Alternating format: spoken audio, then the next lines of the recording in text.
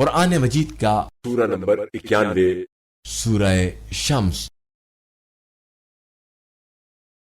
سورہ شمس کے متعلق چند مختصر نکات تلاوت و ترجمے کے ساتھ۔ بسم اللہ الرحمن الرحیم۔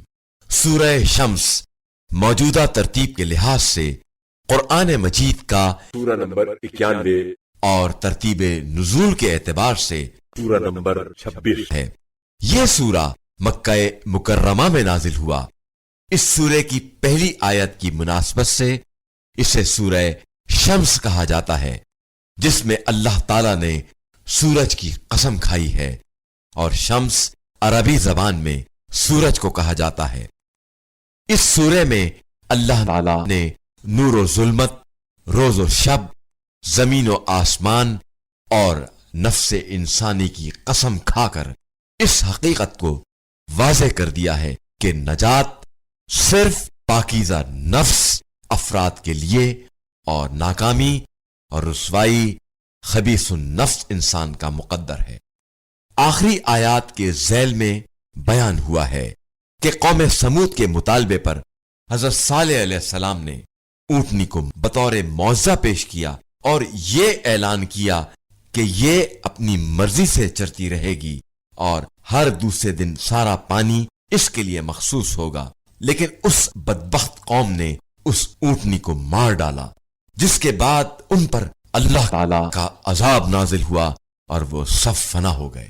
جو شخص باقاعدگی کے ساتھ اس سورے کی تلاوت کرے گا اس کا حافظہ تیز ہوگا۔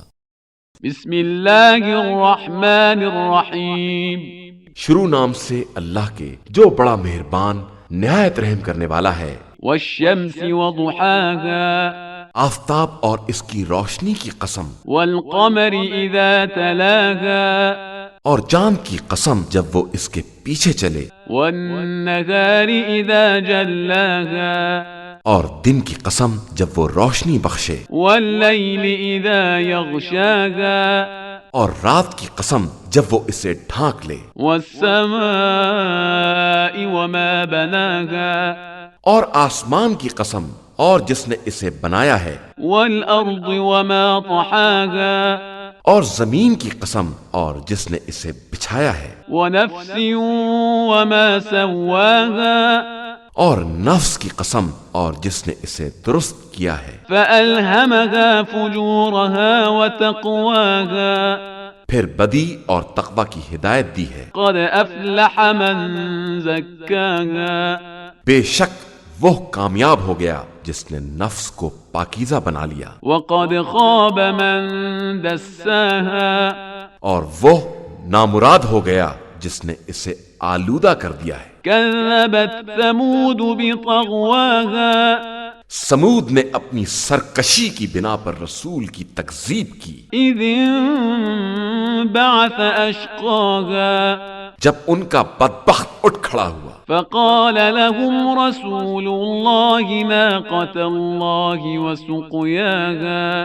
تو خدا کے رسول نے کہا کہ خدا کی اونٹنی اور اس کی سیرابی کا خیال رکھنا۔ فكذبوه فعقروها فدمدم عليهم ربهم بذنبهم فسواها۔ تو ان لوگوں نے اس کی تکذیب کی اور اس کی کونچیں کاٹ ڈالی، تو خدا نے ان کے گناہ کے سبب ان پر عذاب نازل کر دیا اور انہیں بالکل برابر کر دیا، ولا يخاف عقباها۔ اور اسے اس کے انجام کا کوئی خوف نہیں ہے۔